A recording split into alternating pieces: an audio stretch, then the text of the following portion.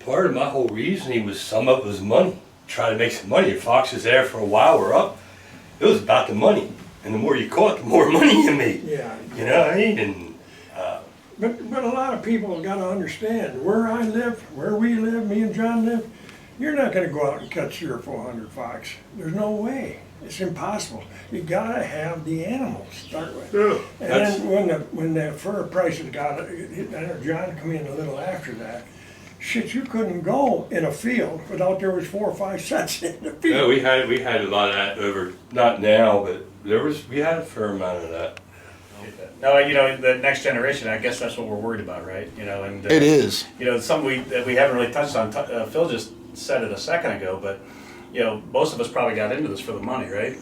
Us fur boomers. You're not a fur I'm boomer, late but for that. and I guess the best thing that ever happened to me, I didn't really do it for that sole reason. And when I got better, especially at Coyotes, was when no one was trapping them, and I had the world to myself, you know. But you know, as much as Phil's done, he may be, you know, if this thing keeps going the way it is, you know, making money fur trapping may be a thing of the past. And everything that we're talking about that Phil has done and everything you guys are going to see in this video, you know, the fact that he made money doing it, a lot of it is really kind of even more impressive, because I certainly wasn't doing it. One of the most embarrassing moments of my life, Todd may have been there, he pulls into the PTA and he's got coolers with him, and he says, he just tells us like in passing, I think I just sold like $4,000 worth of glands. I'm like, I don't think I sold $4,000 worth of coyotes last year.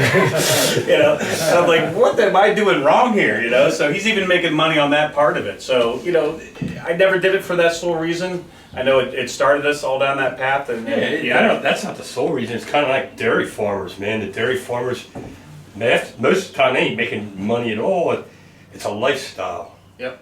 You know, I was fortunate and chose concrete to make up for the shortcomings of money in the fur trapping, and I made it good there. And I had to, and being I had to, I made it happen. You know, that I made decent money and worked a lot of hours in the summer, so I could work a lot of hours in the winter to make a little bit of money. You know. See, I did just the opposite. I got in the lure business, and when they needed the lure, it was trapping season, you know. And what I tried to do, to the best I could, was make all the lure and get it all labeled. And you know, I had a bunch of people working. Shit, I had 70 people working through the summer to get enough so that I could go trapping. And even then, what it was, you had to go out and collect a bottle of urine for half a day, you know, to keep them all up with it. And so through the real boom years, I never caught a whole lot of fur because You're busy doing the lure thing. I was supplying trappers with lure. But you know, when the fur boom fell off, boy, I caught a lot of fur then, boy, because all the guys trapped quit. And you know what? The funny part of it is that you never over trap an area. Oh. Because when I went trapping after the fur boom, after all those trappers are out there trapping, I caught more animals than there ever was. Yeah. It really, I mean, ever was in my area. You understand what I'm saying? And so it's, and that was, I mean, I love trapping, and I lost a lot of money doing it the way I did. I really did. Like Hawbigger, I'm not knocking Hawbigger or anything, but he bottled year round. And as he needed, he bottled it. If I run out, I'm out. And, you know, you couldn't get set up again to where you could go bottling again. But it's, you know. A lot of people have told me that they're envious of my life that I've done. I never really, I really enjoyed it. I'd do it over again. The thing is that they've done their trapping around their job, and I made a conscious decision when I was 24 to get into concrete so I could do my job around the trapping and still make it work. You know what I mean? And it worked. It worked good. I mean, I've done pretty good, and I got to trap as much as I ever wanted. And I'm not envious of you, because if I was envious of you, I'd probably been dead 20 years ago. But you know what you do during season, what you do, you still, and maybe that's when fox prices were dropping, you would still balance it too. I can't tell you how many times you said to me, I snapped off today.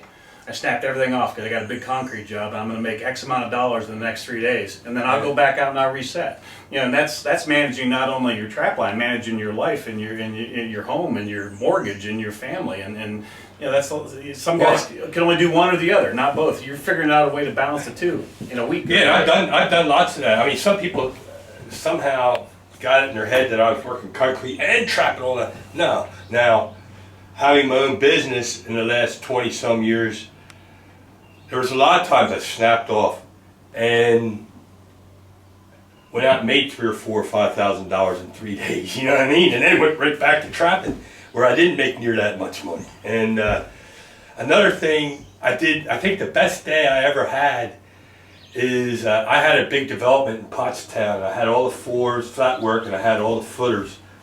And I got a call from the builder that there a certain day, a couple days, that they're ready for me to come in with guys and do 4,000 square foot of townhouse floors. I started running traps because I decided I'm not pulling my traps. I had guys hired. I started running traps at 11 o'clock at night to 5:30, 6 o'clock in the morning.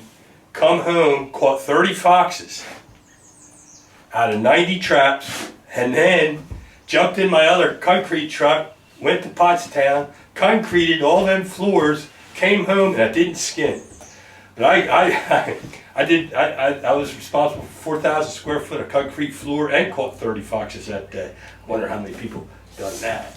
You know what I mean? Out manning. I was beat to the end of the day.